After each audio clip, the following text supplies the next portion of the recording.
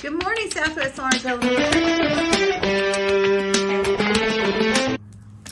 Good morning, Southwest Orange Elementary. Today is Monday, March the 11th, 2024. Let's observe a moment of silence as we reflect upon the anticipated activities of the day.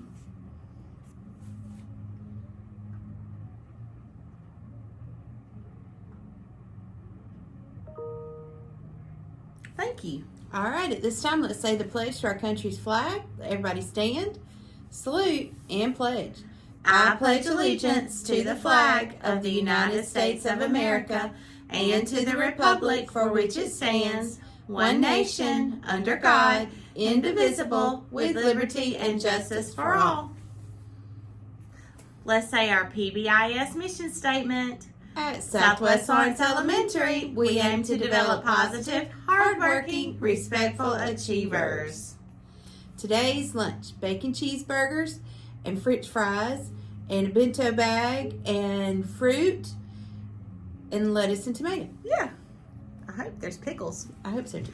All right, yesterday we had some birthdays. Aubrey Pope and Jakara Tidwell. Happy birthday today to Ottilie Mason, John Brooks, Eli Birch, Hannell Espinoza, Josie Arnett, and Elena Howell. Happy birthday, guys.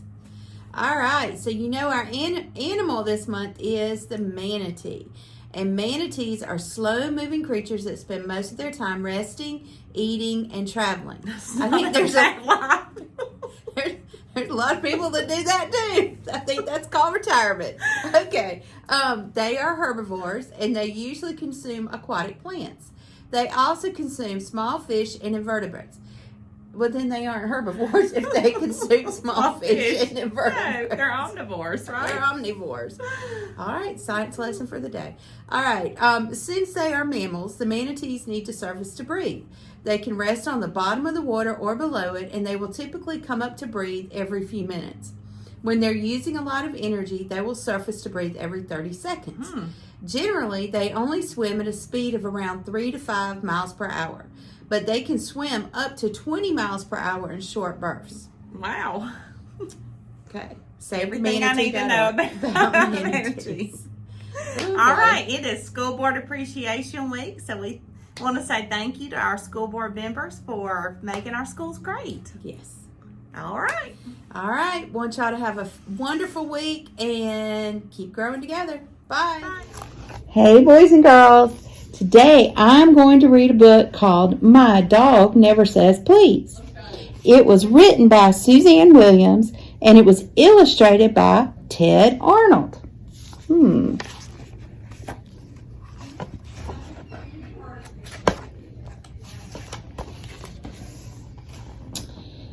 We just sat down to supper. I was hungry enough to eat Snow White's poison apple. Pass the potatoes, I called out.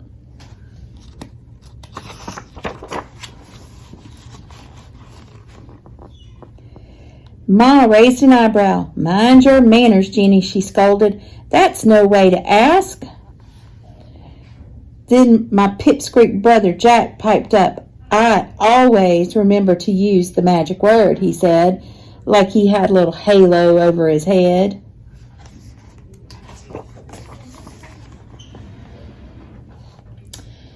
Drat that Jack. Sometimes I wish I were a dog. My dog never says please, and no one thinks a thing about it.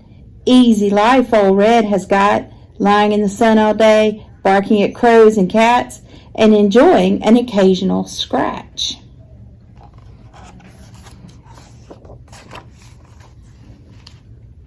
I grabbed a chicken leg as the platter went sailing by and tore into it, pretending I was a dog with a bone. Chew with your mouth closed, Jenny girl, Pa said sternly. No one wants to see what's going on inside your mouth. And use your napkin, added Ma. You've got gravy on your chin. Jenny's disgusting, said Jack, making a show of cutting his chicken into teeny tiny little bites.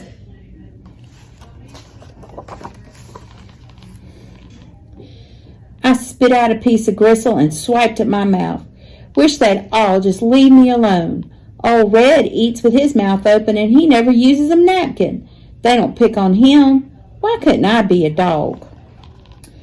There was some of Ma's sweet-tasting, mouth-watering cherry pie for dessert. Mine was gone in less time than it takes to tweak Jack's ear. She's making a mess.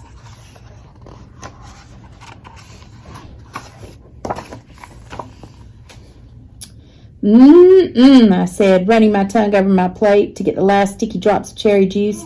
You sure make the best pie in the world, Ma. How about a second helping? Jenny Mae Perkins, said Ma, you're hopeless. It's not good manners to lick your plate, and one helping of pie ought to be enough for a girl your size. But I'm growing, I said, wondering why she hadn't noticed that. Seems like she only looks at me to see my manners. Anyway, what's wrong with licking your plate? It's a sign of respect. Shows how much you like something. My dog licks plates, and everyone pats him and tells him he's a good boy. Lucky old Red.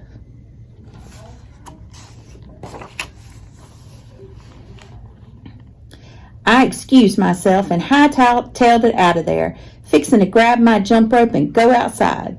But Ma had other ideas. She poked her head inside my room. Seeing how you're done with supper, she said, you can get started on this room of yours. Looks like a tornado went through here. Oh, Ma, I said, I like it this way. Everything's right where I can see it instead of hiding it away in drawers. Ma just gave me one of her looks, the kind that would burn a hole through an iron safe.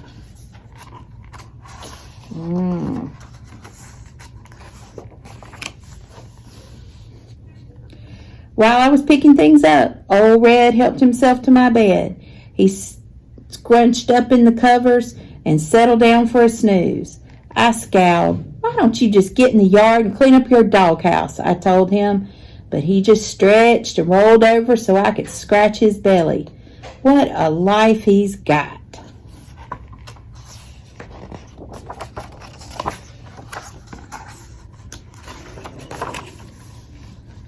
I finished my room, grabbed my jump rope, and headed for the back door, figuring to sneak out quietly before Ma could see me and think up something else for me to do.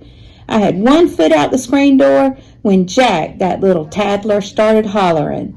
Ma, he bawled, Jenny's going outside in her bare feet. Jenny Mae, Ma called, put something on your feet. Pa's been hammering out back, and there's likely to be nails around. First thing, you'll go poking one through your foot. Shoot, Ma, I said. Shoes crowd my toes. Truth is, I didn't know where my shoes were, now that my room was all cleaned up. Don't argue with me, with your ma, Pa said. Go put your shoes on. I let go of the screen door, and old Red must have heard it squeal, 'cause all of a sudden he streaked by, and he almost knocked me over as it pushed open and leaked outside. I sure didn't notice any shoes on his feet. Talk about unfair. Seems to me a dog's life is much better than mine.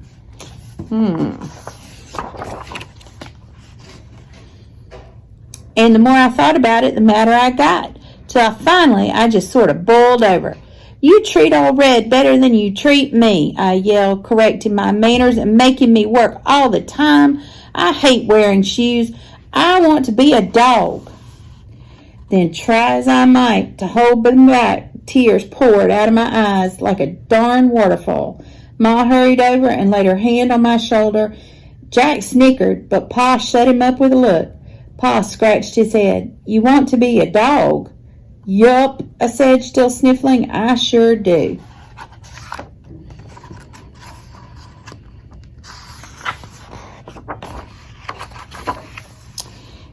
And that's how Jenny Mae Perkins ended up sleeping in the doghouse and begging for scraps. Old Red's real good about sharing, though. I think he's even given me some of his fleas.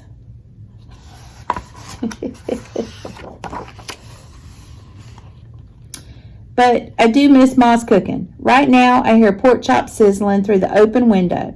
Ma must be getting supper ready. Sure does smell good. Maybe she'll save me a bone with a little meat on it. There's lots of black clouds coming our way. Looks like it might rain. I wonder if the doghouse leaks.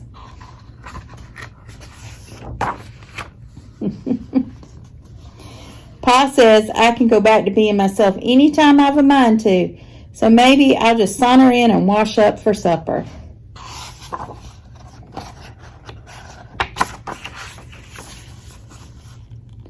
But if that brother of mine dares to even one teensy little word, why, I might just haul off and bite him on the leg. The end. I hope you've enjoyed My Dog Never Says Please.